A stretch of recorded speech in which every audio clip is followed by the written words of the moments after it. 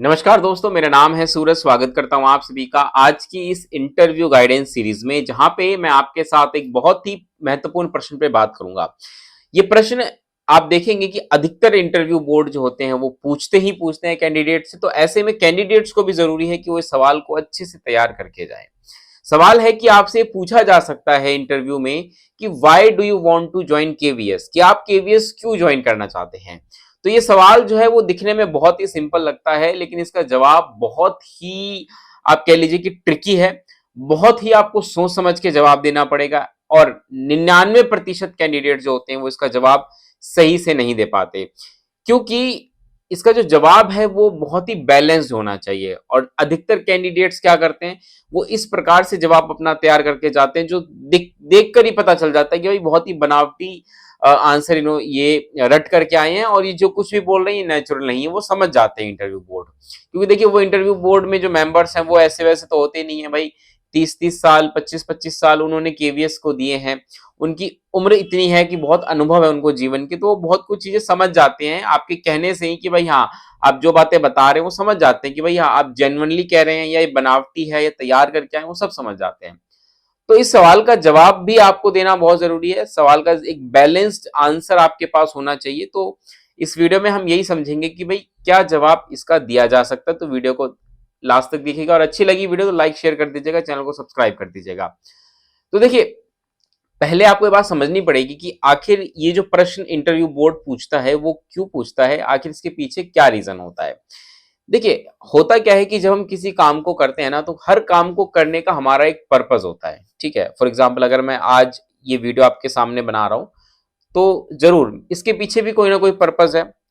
अब वो पर्पस क्या है, वो इंटेंशन क्या है, वो तो मुझे ही पता है। तो ऐसे ही अगर आप शिक्षक बनना चाहते हैं, आप केवीएस बनना चाहते हैं, तो उसके पीछे भी कोई ना कोई पर्पस है। आपने जरूर, आपके सबकॉन्शियस या अनकॉन्शियस माइंड में कहीं ना कहीं वो होगा कि भाई आप ये क्यों करना चाहते हैं। ठीक है, इस पर भी हम बात करेंगे कि अधिकतर लोग क्या सोचते हैं, अभी हम इस पर भी बात करेंगे। तो देखिए, किसी भी काम को करने से करते हैं तो उसके पीछे कोई ना कोई पर्पस जरूर होता है। हाँ, जैसे कि मैं अगर वीडियो बना रहा हूं, तो अगर मेरा पर्पस ये है कि आपको सिर्फ अच्छे से गाइड करना, एक सही जानकारी देना अगर मेरा पर्पस है, तो जो मेरा कंटेंट होगा ना वो उसी हिसाब से आपको देखने को मिलेगा।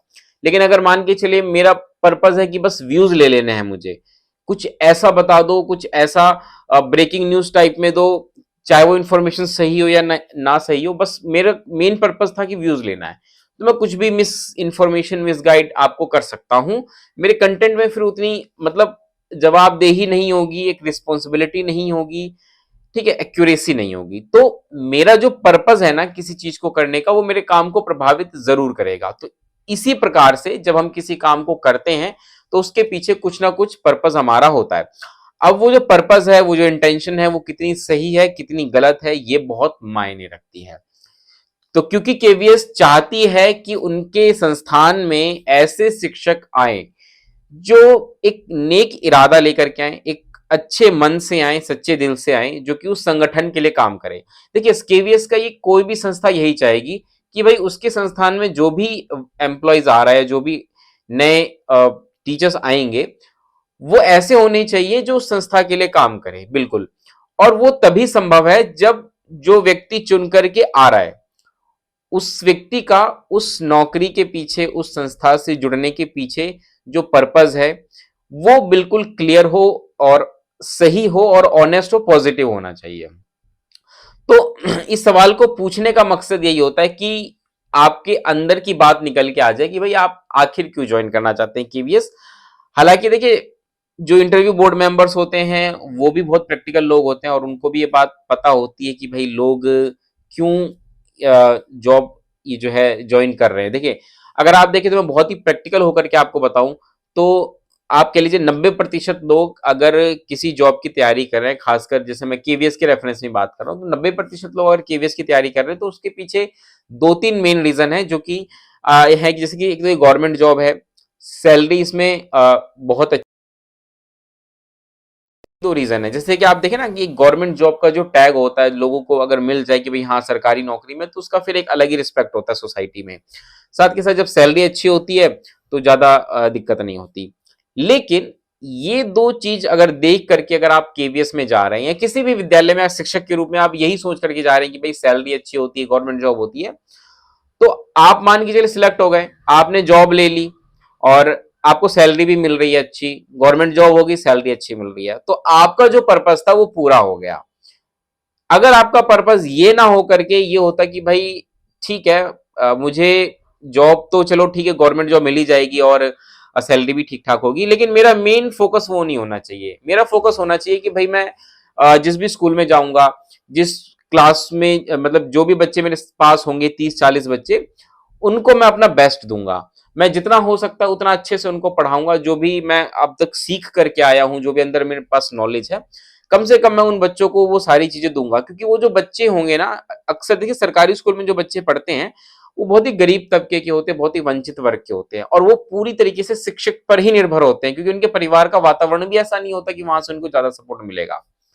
तो अंतिम रूप से जो मैं कहना चाह रहा हूं, मैं आपको शायद थोड़ा सा आगे लेकर चला गया, वापस से मैं लेकर के आता हूं। मैं आप बस ये कहना चाह रहा हूं कि अगर आप शिक्षक बन रहे हैं और खासकर अगर आप केवीएस में आ रहे हैं, तो ये जरूरी है कि आपका जो मेन पर्पज है वो सिर्फ ये ना हो कि हाँ भाई मुझे अच्छी सैलरी मिल रही है, गवर्नमेंट जॉब है।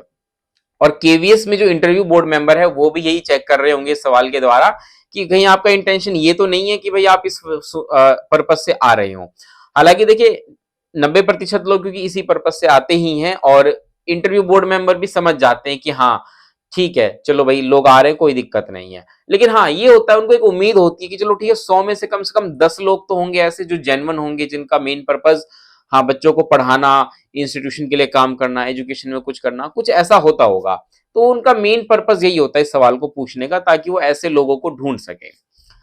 अब हम आते हैं इस पर कि भाई इस सवाल का जवाब आपको क्या देना चाहिए। तो देखिए इस सवाल के जवाब जो अक्सर लोग सोचते हैं, पहले मैं उस पर बात करूंगा, आपको क्या देना है इस पर थोड़ी देर में बात करते हैं। इसमें लोग दो तरीके के जवाब सोचते हैं। पहला तो भाई हाँ, हम जो बात है सीधे सीधे बोल देंगे कि भाई सैलरी बहुत अच्छी है, और मतलब सोचते हैं, बोलेंगे नहीं कि सैलरी बहुत अच्छी है, गवर्नमेंट जॉब है, एक अच्छी रिस्पेक्ट होती है गवर्नमेंट जॉब की। तो ये इसके एक्चुअल रीजन है जो लोग मतलब इस केवीएस को ज्वाइन करना चाहते हैं। लेकिन आप ये सारे पॉइंट इंटरव्यू बोर्ड में बोल नहीं सकते हैं। तो इसलिए ये तो इसके पीछे का रीजन हो गया ना कि आप केवीएस क्यों ज्वाइन करना चाहते हैं। 90% लोगों के लिए यही रीजन है। 10% हो सकता है जो बिल्कुल जो जेन्युइन पर्पस होता है, जो जेन्युइन रीजन होता है, उस वजह से जाते होंगे। लेकिन 90% लोगों का मेन जो कारण होता है वो यही होता है। लेकिन आप ये चीज बोल नहीं सकते इंटरव्यू में, बेशक आपका ये पर्पस हो, लेकिन आप फिर भी आप इसको ये सारी चीजें नहीं बोलनी है। एक तो ये हो गया। दूसरा, कुछ लोग क्या करते हैं कि इस सवाल का आंसर इतना मतलब सोचते हैं कि मैं अच्छा तैयार करूंगा, इतना अच्छा तैयार करूंगा, कि वो अपना जवाब कुछ ऐसा देते हैं जो बहुत ही आदर्शवादी होता है कि भाई मेरे को तो केवीएस इसलिए ज्वाइन करना है ताकि मैं देश की सेवा कर सकूं।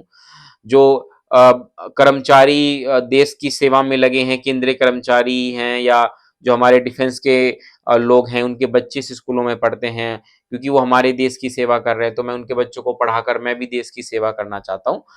तो ये बहुत ज्यादा आदर्शवादी जवाब हो जाता है। इंटरव्यू बोर्ड आपसे इस प्रकार का जवाब एक्सपेक्ट नहीं करता है। भाई वो ऐसा कैंडिडेट चाहता है जो बहुत ही प्रैक्टिकल, रियलिस्टिक होकर के जवाब दे।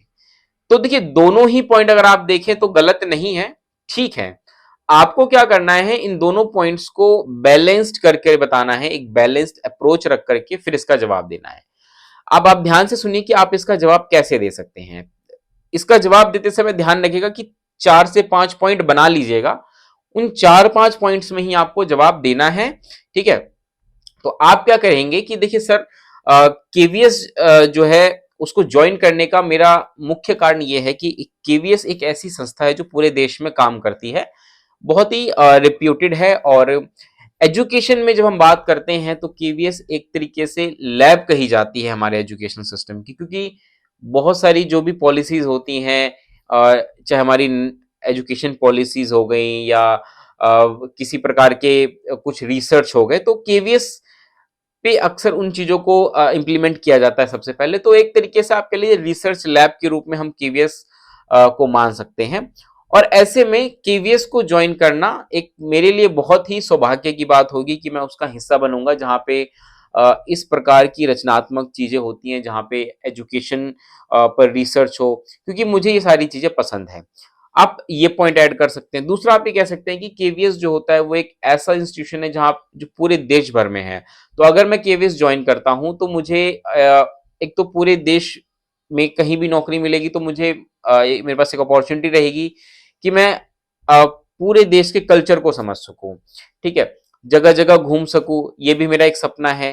तो ये आप बोल सकते हैं। इसके साथ-साथ कुछ अपने जो पर्सनल आपके रीज़न्स हैं, उसको भी आप ऐड कर सकते हैं। फॉर एग्ज़ाम्पल आप ये भी कह सकते हैं कि केवीएस को जॉइन करने से मुझे पर्सनल ग्रोथ भी देखने को मिलेगी।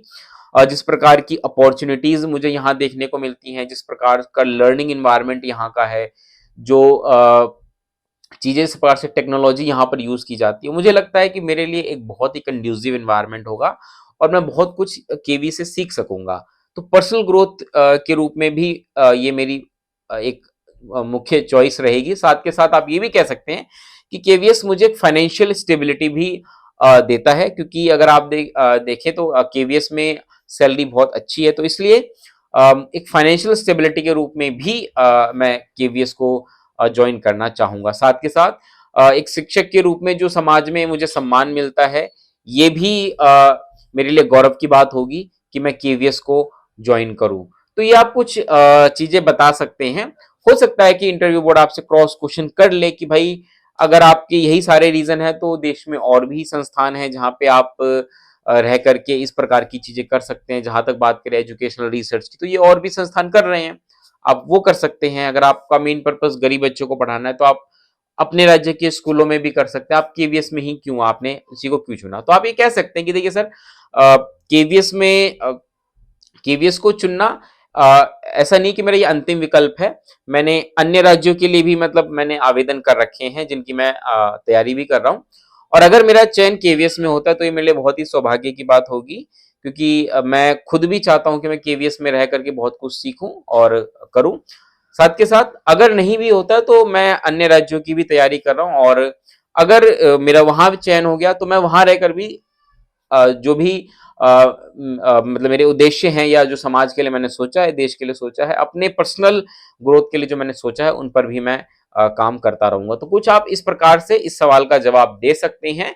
ठीक है? ये बस मैंने आपको एक ब्लूप्रिंट बना करके दिया है। आपको इस पूरे आंसर को अपने हिसाब से डिज़ाइन करना पड़ेगा।